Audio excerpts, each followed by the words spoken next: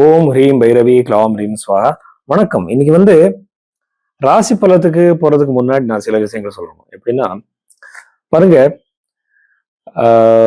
நிறைய பேரோட birth details சரியா இருக்காது. டேட் ஆஃப் பர்த் மிஸ்டேக் இருக்கும், டைம் மிஸ்டேக்கா இருக்கும். அவர் பிறந்த டைம் டேட்டே தெரியாது நிறைய பேருக்கு. ஸோ அப்படி இருக்கும்போது நீங்க ராசி பலத்தை எப்படி பார்ப்பீங்க? ஸோ இது பாருங்க, இன்னொரு விஷயம் என்னன்னா, அப்படி நம்ம ப்ரெடிக்ஷன்ஸ் கொடுக்கும்போது தப்பாகுது. அதனால நான் என்னன்னா, நாடி ஜோதிடம் படி, வெஸ்டர்ன் பாமிஸ்ட்ரி, இந்தியன் பாமிஸ்ட்ரி படி கை ரேகை வச்சு ஜாதகத்துக்கு மேட்ச் பண்றேன். ஸோ அப்போ நம்ம கை ரேகை போய் சொல்லாது.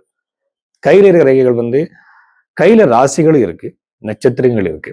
ஸோ அதுக்கு இதுக்கு மேட்ச் பண்ணி ஒரு சரியான ப்ரெடிக்ஷன் கொடுக்க முடியும். எப்படின்னா, வேலை எப்போ கிடைக்கும், திருமணம் எப்போ நடக்கும், இந்த எல்லா விஷயத்துக்குமே பதில் நாம பாமிஸ்ட்ரி, அதுக்கப்புறம் ஜாதகத்தை மேட்ச் பண்ணி சொல்ல முடியும். இது நாடி ஜோதிடத்திலும் கூட நிறைய விஷயங்கள் இருக்கு.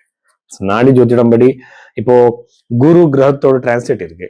அது எல்லா ராசிகளுக்கும் எல்லாருக்கும் நல்லது நடக்குமா? அப்படி இல்லை. எப்படின்னா, நம்ம அது எவ்வளவு ஒரு ரவுண்ட்ல வருது. இப்ப பாருங்க, ஒரு ரவுண்ட் வர்றதுக்கு 12 இயர்ஸ் ஆகும். இப்போ எத்தனை ரவுண்ட்ல அது இருக்கு உங்க ஜாதகம் படி? இப்போ உங்களுக்கு 24th இயர்னா அது 2வது ரவுண்ட் தாண்டி 3வது ரவுண்டுக்கு போயிட்டு இருக்கும்.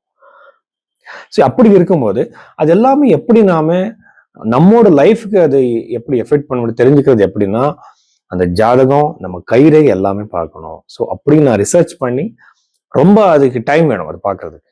சும்மா ஒரு ஜாதகம் கொடுத்தாலே 5 மினிட்ல எல்லாமே சொல்றாங்க. ஜாதகம் பார்த்த உடனே பெருசான பூஜை எல்லாம் சொல்றாங்க, ஜெம்ஸ்டோன் சொல்றாங்க, என்னென்னமோ சொல்றாங்க. எல்லாமே ஜோதிடத்துல இருக்கா? கண்டிப்பா இல்லை. புருஹத் பராசர ஓர சாஸ்திரத்துல வெறும் தானம் பத்தி, மந்திர ஜபம் பத்தி தான் இருக்கு. அவ்வளவு காஸ்ட்லியான ரெமெடிஸ் ஒன்றும் இல்லை. அப்படி இருக்கும்போது உண்மையான ஜோதிடத்தை நம்ம பார்க்கறதுக்காக இந்த மாதிரி தான் பார்க்கணும். ஸோ அதுக்கு நீங்க என்னோட கன்சல்டேஷன் நீங்க எடுத்துக்கலாம். கர்காடக ராசி 2026 ஜூன் மந்த்ல இந்த கர்காடக ராசியில பிறந்தவருக்கு என்னென்ன பாசிட்டிவ் நெகட்டிவ் இருக்குன்னு நம்ம பார்க்கலாம். இந்த கர்காடக ராசியில பிறந்தவருக்கு இந்த குரு கிரகம் டிரான்ஸ்லேட் ஆகாததுனால, இது உச்சஸ்தானம் ஆயிருக்கிறதுனால, யூஸ்வலா இந்த கர்காடக ராசியில பிறந்தவருக்கு உடம்பு பிரச்சனை இருந்தா சில பேருக்கு இருக்கும். உடம்பு பிரச்சனை, ஹெல்த் இஷ்யூஸ், லாங் டர்மா ஒரு சஃபர் பண்ணிட்டு இருப்பாங்க. அந்த மாதிரி இருக்கிறவருக்கு இப்ப அவருக்கு அந்த பிரச்சனை சரியாகும், இம்ப்ரூவ்மெண்ட் ஆகும் ஒரு ஹெல்த். திருமண வாழ்க்கையில பிரச்சனைகள் இருந்தா, செப்பரேட்டா இருந்தா, யாராவது கோர்ட்ல அது இருந்தா கேஸ்கள் ஆயிட்டு டிவோர்ஸ் பெட்டிஷன் வச்சிருப்பாங்க, ஏதோ சின்ன பிரச்சனைக்கு மிஸ் அண்டர்ஸ்டாண்டிங் பண்ணிட்டு வெளியே போயிருப்பாங்க. இந்த மாதிரி பிரிஞ்சு வாழ்றவருக்கு ஒண்ணு கூடுற சான்சஸ் அதிகமாவே இருக்கு இந்த கர்காடக ராசியில பிறந்தவருக்கு.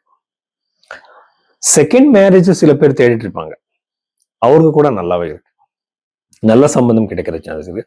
சில பேருக்கு நிறைய நாள்ல இருந்து தேடிட்டு இருப்பாங்க, ஆனா அவருக்கு சம்பந்தம் கிடைச்சிருக்காது, அப்பயே தேடிக்கிட்டே இருப்பாங்க. இந்த மாதிரி பிரச்சனை இருக்கும்போது அந்த சரியாகிற அதிகமான வாய்ப்பு இந்த ராசியில பிறந்தவருக்கு அதிகமாவே இருக்கு, கர்காடக ராசியில பிறந்தவருக்கு. 2வது வீட்டுல இருக்கிற கேதுவை நாம பார்த்தா, அதுக்கு முன்னாடி இந்த குரு கிரகத்தை நாம ஈஸியா சொல்லலாம் நவம பாவத்தை பார்க்குது, அல்லது இங்க பஞ்சம பாவத்தை பார்க்குது. பஞ்சமம் ஸ்டூடெண்ட்ஸுக்கு ரொம்ப நல்லது. யார் யார் ஸ்கோர் எக்ஸ்பெக்ட் பண்ணிட்டு இருக்கீங்களோ, யாரும் ஸ்டூடெண்ட் ஆயிருக்கீங்களோ, என்ட்ரன்ஸ் எக்ஸாம் கொடுக்க போறீங்களோ, எல்லாருக்குமே ரொம்ப ரொம்ப நல்லது. அது தசா பீரியட் நம்ம பார்க்கணும், எல்லாமே பார்த்துதான் சொல்ல முடியும். ஆனா இது ஜென்ரலான ஒரு ட்ரெண்ட். இது ஒரு 20% ஆனாலும் கூட நடக்கிற சான்ஸ் அதிகமாவே இருக்கு. ஸ்டூடெண்ட்ஸ் ரொம்ப நல்லது. காம்படிட்டிவ் எக்ஸாம் கொடுக்க போறீங்களா, உங்களுக்கு கூட ரொம்ப நல்ல டைம் ஸ்டார்ட் ஆயிருக்கு. இங்க கரியர்ல நிறைய மாற்றங்கள் இருக்கு. எப்படின்னா, கரியர்ல செவ்வாய் ஓன் ஹவுஸ்ல இருக்கிறதுனால இவருக்கு இருக்கிற சரராசி சரஸ்திர திஸ்வபாவம் இருக்கிறதுனால, தசமாதிபதி தசம பாவத்துல சரராசியில் இருக்கிறதுனால உங்க ஜாப்ல இருந்து நீங்க இடம் சேஞ்ச் ஆகிற சான்சஸ், பிளேஸ் சேஞ்ச் ஆகிற சான்சஸ், பொசிஷன் மாறுற சான்சஸ் அதிகமாகவே இருக்கு. ஆனா பாசிட்டிவ் சேஞ்சஸ் எல்லாமே. சில பேருக்கு மல்டிபிள் ஆப்பர்ச்சுனிட்டிஸ் வரும், கொடுத்திருக்கிற இன்டர்வியூஸ்ல சக்சஸ் வரும்.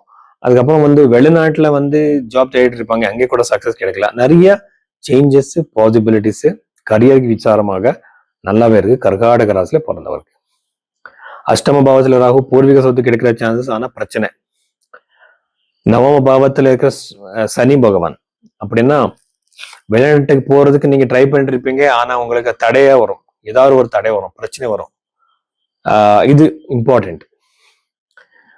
11th ஹவுஸ்ல இருக்கிற சூரியன், இது சூரியன் வந்து 2வது அதிபதி வந்து 11th ஹவுஸ்ல இருக்கிறது வந்து ரொம்ப ரொம்ப சக்சஸ், லாபம்.